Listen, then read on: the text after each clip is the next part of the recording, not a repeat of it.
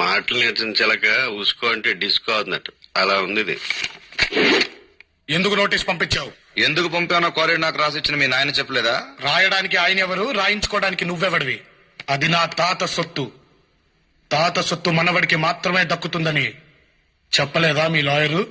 అంటే సెక్షన్ 136 ప్రకారం. లాయరు, నల్ల కోటేసుకున్న వాడికి నాలుక చాలా అవసరం. దాన్ని ఉంచుకో, తెంచుకోకు. సాంబా, నువ్వు ఎక్కడున్నావో మర్చిపోయి మాట్లాడుతున్నావు. నువ్వు వచ్చిన ఊరు నాది, నువ్వు ఉన్న ఇల్లు నాది, నువ్వు కూర్చున్న కుర్చీ నాది, నీ చుట్టూ ఉన్న బలగం నాది. ఇవన్నీ ఉన్న ఈ సీమ నాది. నేను తలుచుకుంటే నీది అనుకుంటున్న నీ ఊళ్ళో, నీ ఇంట్లో, నీ జనం మధ్య నువ్వు కూర్చున్న నీ కుర్చీ కిందే నిన్ను నీ బాళ్ళని కప్పెట్టా.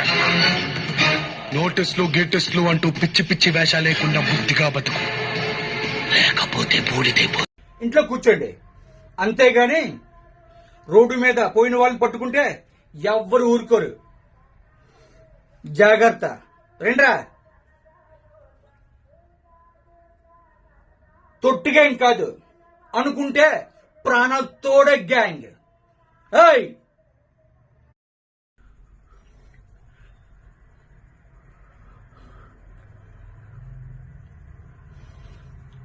చూడపోతే తప్ప నేను ఎదుటోడికి భయపడే రకం కాదు.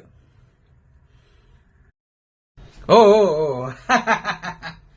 హలో శశి రేఖాదేవి, దేవి రేఖ శశి. నువ్వు నా మీద పోలీస్ కంప్లైంట్ ఇస్తావా? చోరీలు నిలబెట్టినట్టు వరుసలో నిలబెట్టి నా ముక్కు మీద ఇలా పెట్టి